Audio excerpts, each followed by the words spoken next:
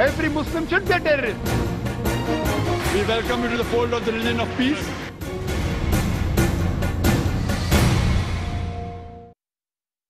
मैं समझता हूं कि ऐसे लोगों को माननीय प्रधानमंत्री जी को, गृह मंत्री जी को एक आदेश जारी करके और सरेआम गोली मार देनी चाहिए।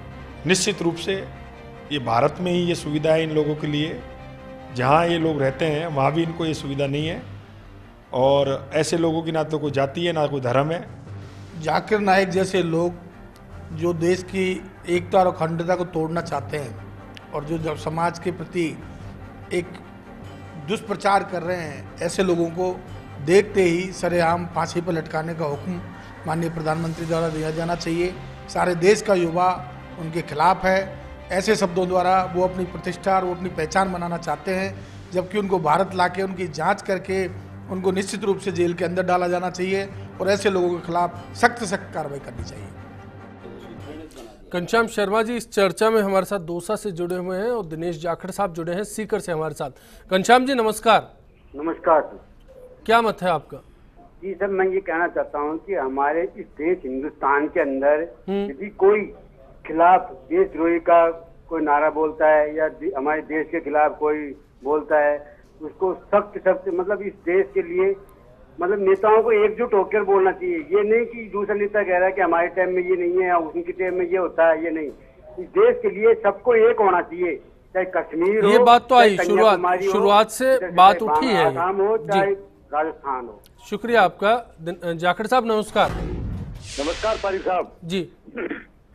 पारिक साहब, धर्म दिल और रूह से माना जाना चाहिए। ये रूह का विषय, आत्मा का विषय है और तर्क मस्तिष्क का विषय है। मैंने जाकिर नाइक साहब के अनेक स्पीच टीवी पर सुने हैं। वो हर बार अन्य और धर्मों का उदाहरण देकर सिर्फ और सिर्फ मुस्लिम धर्म को ही सर्वश्रेष्ठ बताते आए हैं। उनका हर तर्क ये होता है कि किसी भी प्रकार से कुरान और इस्लाम में ये बातें बहुत पहले लिखी हुई है और वो सर्वश्रेष्ठ है। भारत देश जो है उसने सभी धर्मों को पाला है और मेरा ये कहना है कि देश का संविधान सबसे बड़ा है आज के दिन। धर्म बड़ा नहीं है, ना जाकिर नाइक बड़ा है, ना नरेंद्र मोदी बड़ा है। जाकिर नाइक ने जो भी कुछ किया है उसको बड़ा दिल रख के बिल्कुल, और हमारा संविधान इस बात की इजाजत देता है कि जिसको भी अपनी बात करनी है वो कानून के रास्ते से कह सकता है।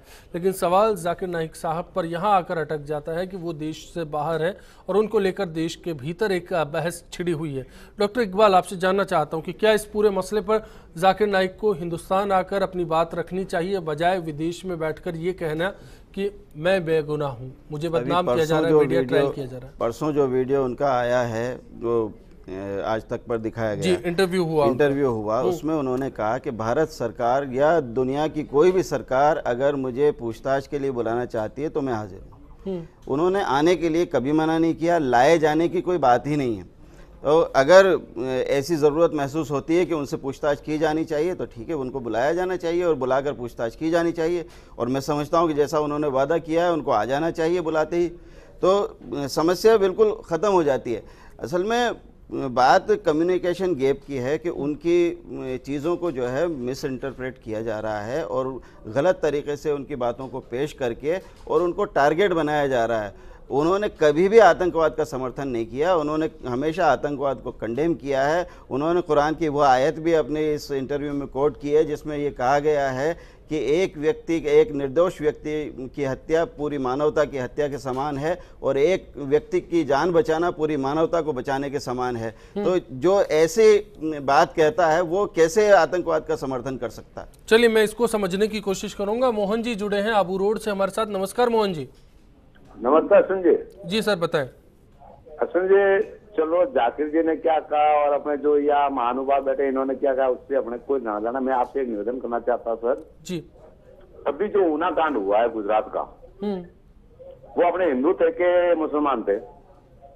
जी सर एक नहीं, मैं संजय आपसे ये महानुभाव बैठे उनसे पूछूंगा सवाल एक, वो हिंदू थे के मुसलमान थे?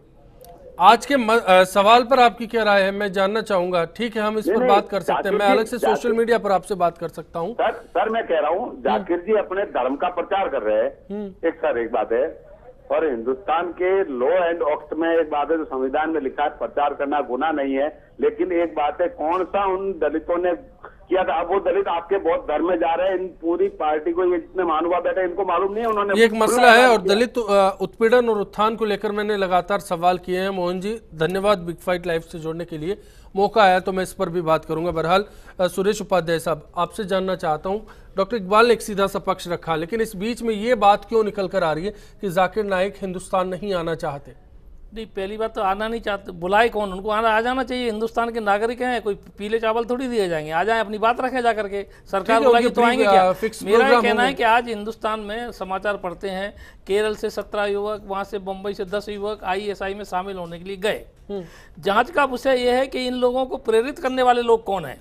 ये युवक जो इंजीनियर हैं, अच्छे पढ़े लिखे मुस्लिम युवक हैं, कैसे उनका हृदय परिवर्तन होता है कि अपने हिंदुस्तान की सरहद छोड़ के, अपने परिवार को छोड़ करके वो बगदादी के साथ ISI में लड़ने के लिए जाते हैं? ये प्रेरणा उनको कहाँ से मिल रही है?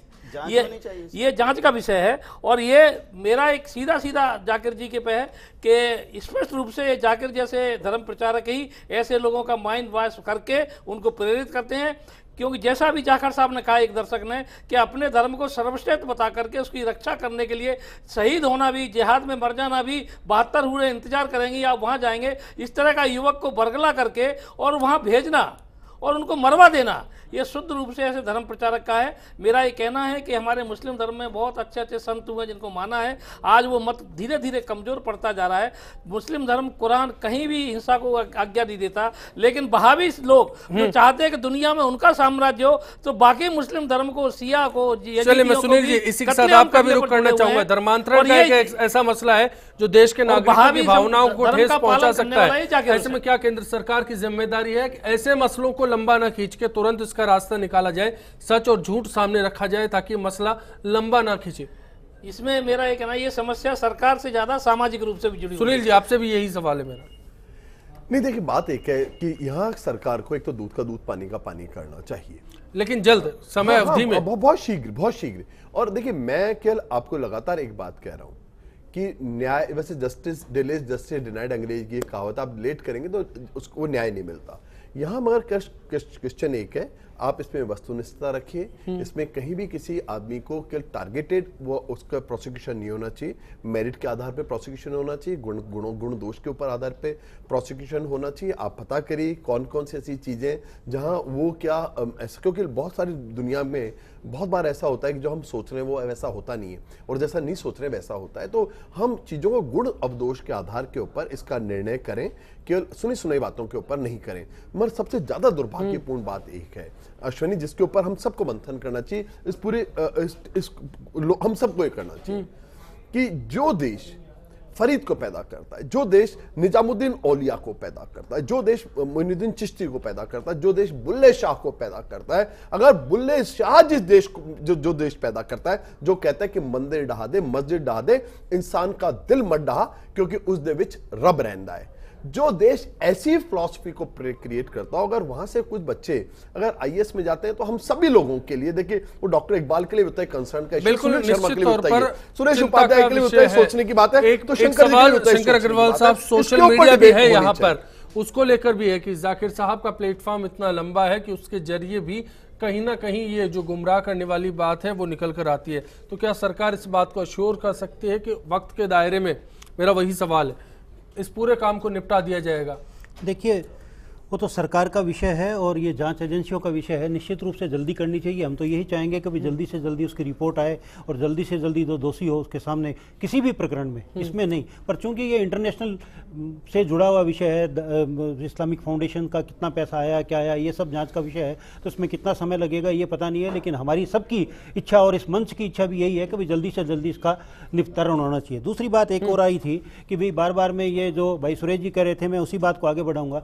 कोई भी एक कार्यकर्ता तैयार करने के लिए, सुनील जी को पता है कि कांग्रेस से कितने वर्षों से जुड़े हुए हैं और किसकी प्रेरणा से आए हैं और किस विचारधारा से आए हैं। इसी तरह से मैं जो संघ और RSS का कार्यकर्ता हूं, भाई साहब सुरेश जी भी इसी तरह के हैं, तो उनको तैयार करने में वर्षों लगते हैं। और आज इस्लामिक लोग, मतलब ISI के लोग या दुनिया भर के लोग पकड़े जा रहे हैं जगह जगह पर, और ये अफगानिस्तान में जा रहे हैं जहाँ पर, तो वो एक दिन की प्रेरणा से तैयार नहीं होता कोई व्यक्ति अपनी जान देने के लिए, जो सुसाइड बम लेकर के जा रहे हैं। तो मेरा ये जांच होनी चाहिए। मैं यही कह रहा हूं आपको, उसी बात पे आ रहा हूं। मैं तो जाकिर नाइक साहब को इस बात के लिए धन्यवाद देना चाहता हूं कि वो इस तरह का वीडियो या इस तरह की बात जो सामने आई है उसकी जांच होगी तो उसमें बहुत सारी चीजें निकलेगी। ये जो ISI को ट्रेन करने वाले, ISI के युवकों को ट्रेन करने वाले और अफगानिस्तान भेजने वाले, निश्चित तौर पर आज देश दुनिया का चिंता का मुद्दा है। दूसरी एक बात और आई थी कि जो ये NGO के थ्रू पैसा आ रहा है, ये इस्लामिक फाउंडेशन को पैसा आ रहा है, तो आपको ये जानकारी के लिए बता देता हूं, सुनील जी को भी पता है इस बात का, कि बीजेपी गवर्नमेंट बनने के बाद में सेंटर में वो जो जितने भी NGO थे उनको बाहर से पैसा आना था, चाहे कोई भी हो, असली हो या नकली हो, उनको मोटे मोटे तौर पे 1.5 साल के लिए रोक लगा दी थी। अब थोड़ा बहुत जांच करने के आधार पे कभी वास्तव में सही है या गलत है उसके आधार पर पैसा आ रहा है, वो बाहर। फिलहाल इस मसले को कैसे डील करना चाहिए, आखिरी दौर में लौटेंगे और सबका सुझाव लेंगे ब्रेक के उस पार। के बारे में नियत जांच होनी चाहिए ताकि उसकी परेशानी हो या किसी और की परेशानी नहीं हो, इसलिए भारत जाना चाहिए। जाकिर नाइक को सिर्फ धर्म के विषय से जोड़कर धर्म को बदनाम कर रहे हैं और कुछ नहीं किया जा रहा, सिर्फ ये किया जा रहा है। जाकिर नाइक बहुत अच्छे इंसान है और उन्होंने जो काम किया है सारा उनके सामने मीडिया वगैरह सब उनको गलत तरीके से पेश कर रही है, और जाकिर नाइक साहब बहुत अच्छे इंसान है। Every Muslim should be a terrorist. We welcome you to the fold of the religion of peace.